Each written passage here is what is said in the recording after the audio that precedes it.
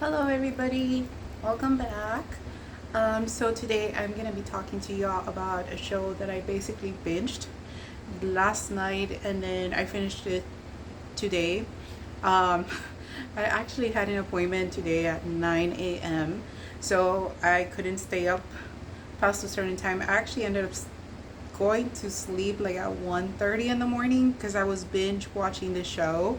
I started watching it after I got out of work. So I'm talking about Boyfriend on Demand. It's on Netflix, it just came out. And I really enjoyed the show. The drama was so good. And for those of us that are hopeless romantics, for those of us that are maybe single and maybe ready to mingle, um, this show will hit the spots. I think it will. Um, so a little bit about it. We have our female lead and our male lead, who of course end up getting together. This would be, I classify this as like a rom-com, to be honest, because it is romantic.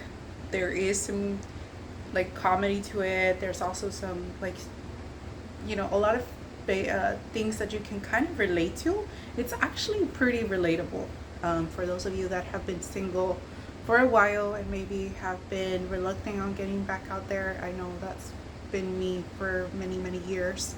Um, it kind of resonates with you, with like touching on your insecurities. It really does. And like your fears of jumping back to the dating scene and being vulnerable. But again, it's sprinkled in with like comedy. And I think it was very well made. Now, first off, we're going to talk about our female lead and our male lead. Our female lead, her name is Mireille, and our male lead is Park Yeon Nam. They're co-workers actually. So we have that work on romance, and oh gosh, they are both gorgeous. He, chef's kiss, gorgeous man, and Jisoo, because our female lead is Miss Dior, Miss Jisoo. Oh, she's gorgeous. There's not like one scene where you're just not like, this girl was created by the gods. Same thing for him, honestly. Gorgeous people. But anyways, basically this show is again romance themed. But basically our female lead, she went through a rough breakup, right? And since then, she hasn't been really interested in dating anyone just because how bad she was hurt. She's a little bit cynical about it, to be honest. She like focused all her energy into her work afterwards. Even before that, she was kind of focusing on her work a lot during her relationship. But afterwards, she just went all headed. And so she kind of lost herself in her personal, not she pushed aside her personal life to focus on her career, which is girl boss move, right? And so out of nowhere, because she happens to work as a publisher editor, for like webtoons, right? And a webtoons company, and she sees one of her coworkers as like a rival. For some reason, he's again our male lead, so she always sees him as like this annoying rival who's always trying to like one up her.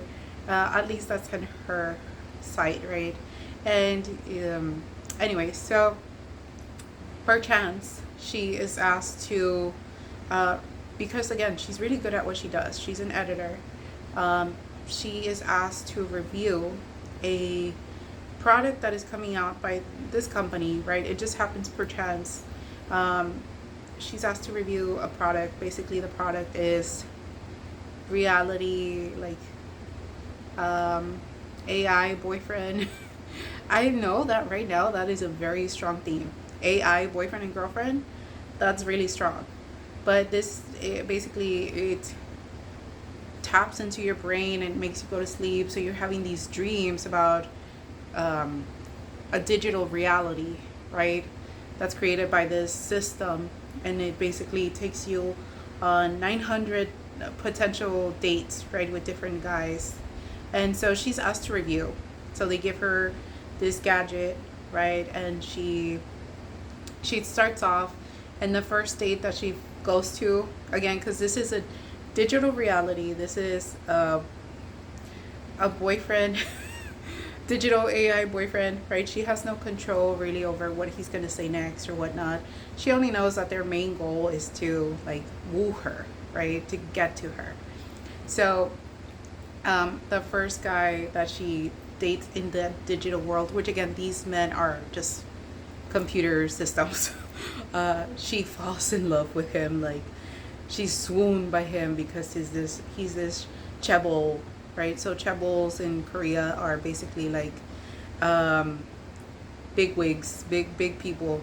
They are the leaders in the industry. They are the CEOs, right? And these companies have they have very strong families, right? So they're the chaebols. So that's the experience for the first boyfriend. He's a chaebol and he's after her and he gives her gifts and luxury items and all this stuff, and she's really swooned by it. Now, our girl, Mireille, her backstory in real life is that she was going out with a guy throughout college, past college. So they were together for a few years, but he eventually just fell out of love, right? And he, she was devoted to her job. She was starting off in this job, and she accidentally dozed off on his birthday, and that was the straw that broke the camel's back. And he basically cut her off and said, "We grew apart. You changed. I changed. Blah blah blah."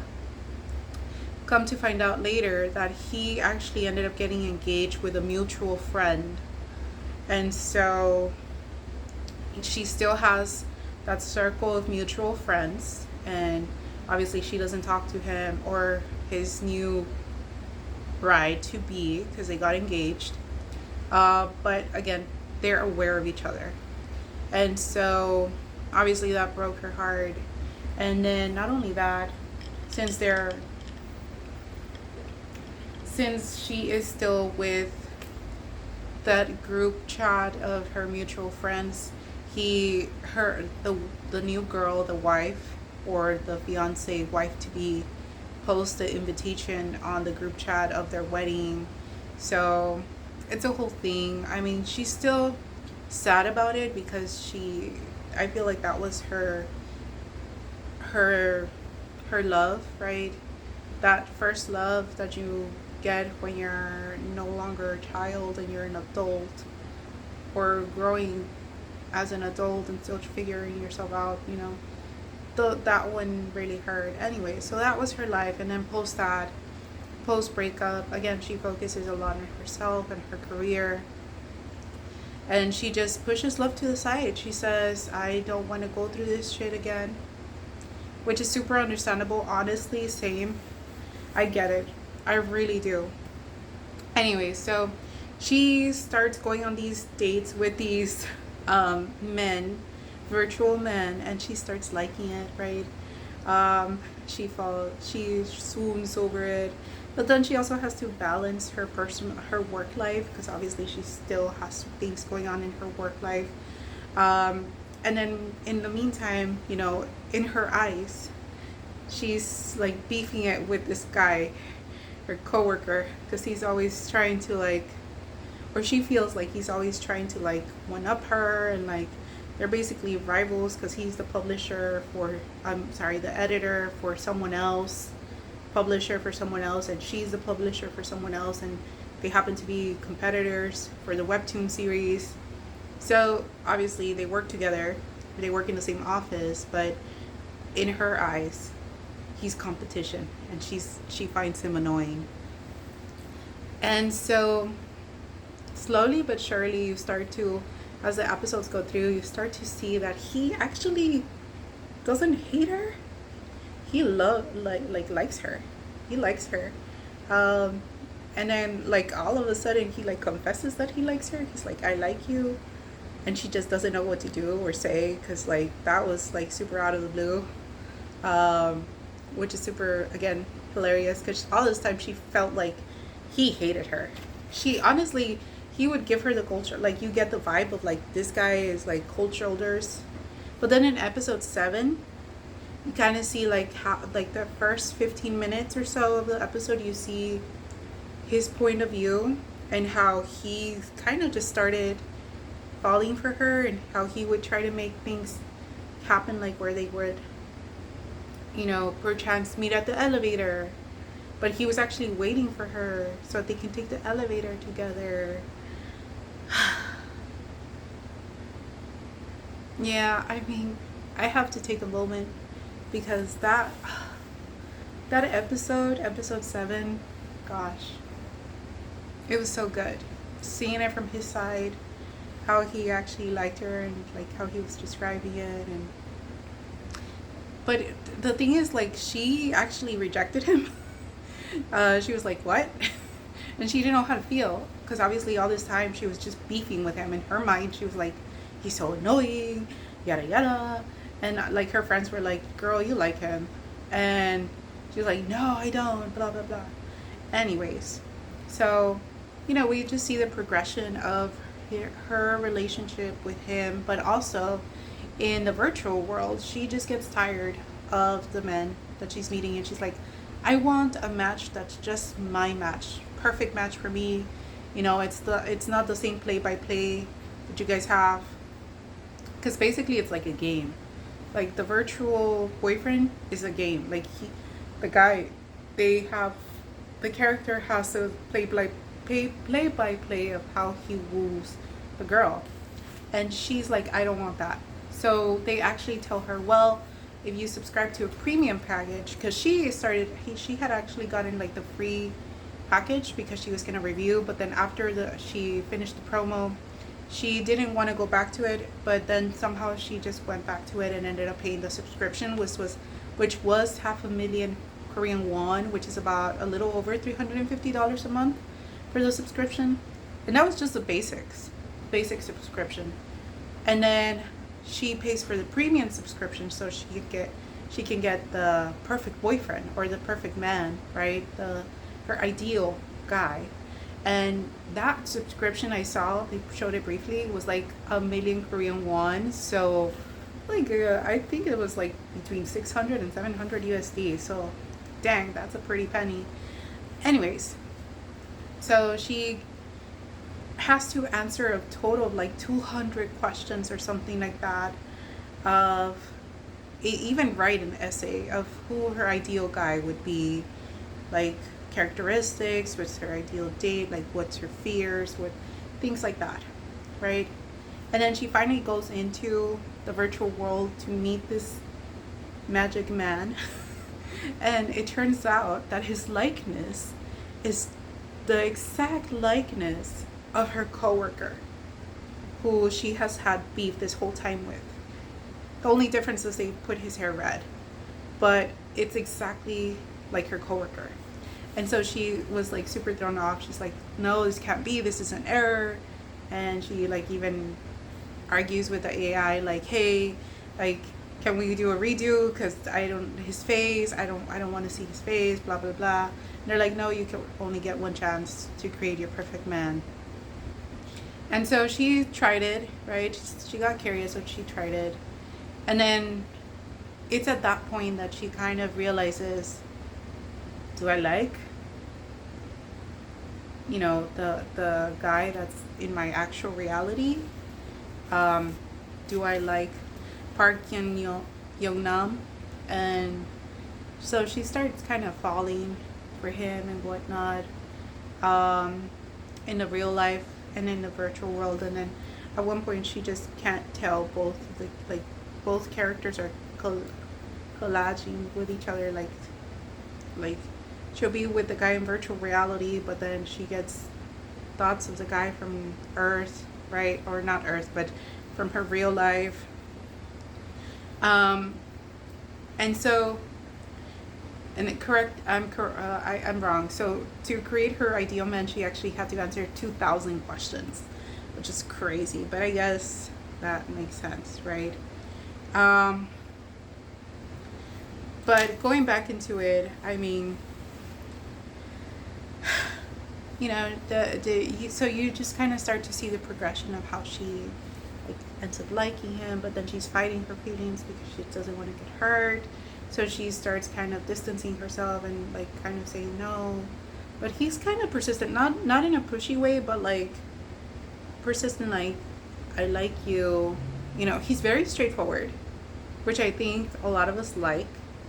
And he doesn't just like stop.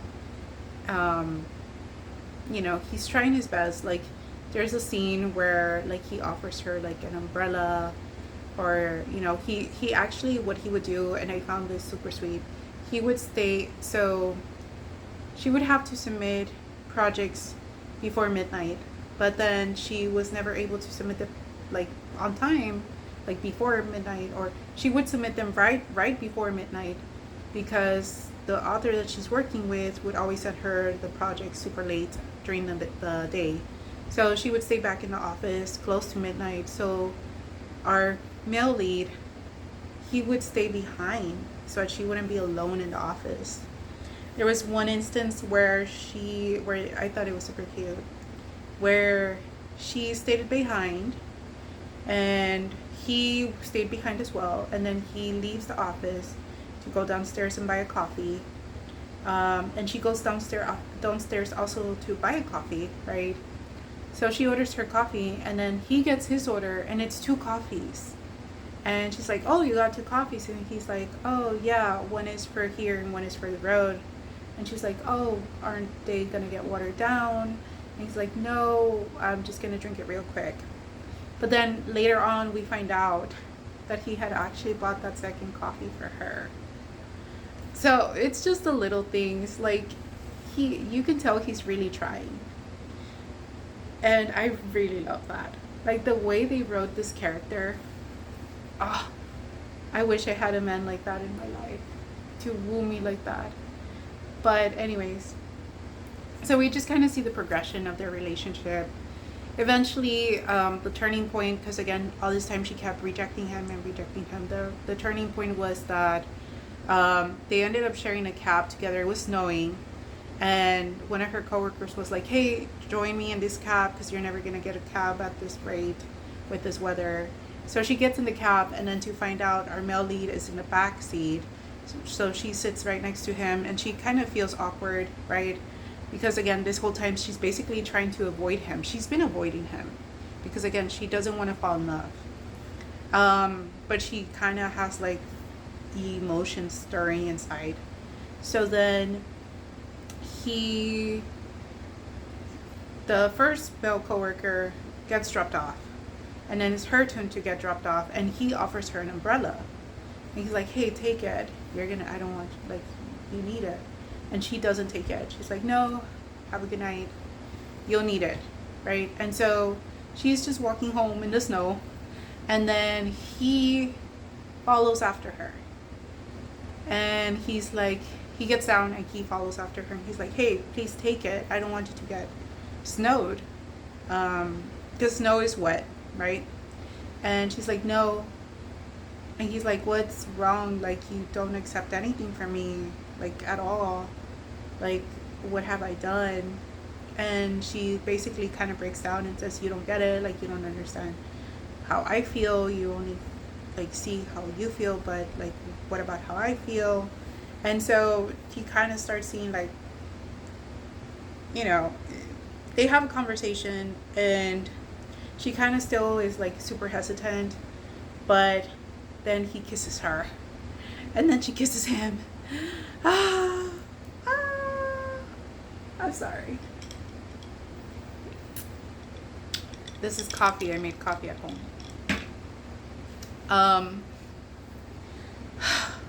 So anyways, the relationship starts progressing from there, and then you see they start having a little office romance, but in the hush hush, low key, because she doesn't want her coworkers to find out. And then throughout all of this, Like, she's obviously has not confessed that she's used the digital boyfriend system, which again is called Boyfriend on Demand. That's the system, Boyfriend on Demand, which is again the name of the show. And so he, like, things happen where he actually ends up finding out that she has been using Boyfriend on Demand, and he actually logs into her account, and he finds out that the boyfriend that she has digitally has the same likeness as him, which kind of like throws him off. And then he doesn't tell her, but she realizes something is wrong because he's acting kind of weird the next morning. And after that, he's just giving her the cold shoulder. Like, she kind of tried to explain it, but she doesn't explain it super well as to why, you know, her digital boyfriend, or like why she used Boyfriend on Demand, and why he looks like him. Her digital boyfriend looks like her in real life boyfriend, IRL. And then he just kind of like, they still go to work together, you know, they still have to continue working.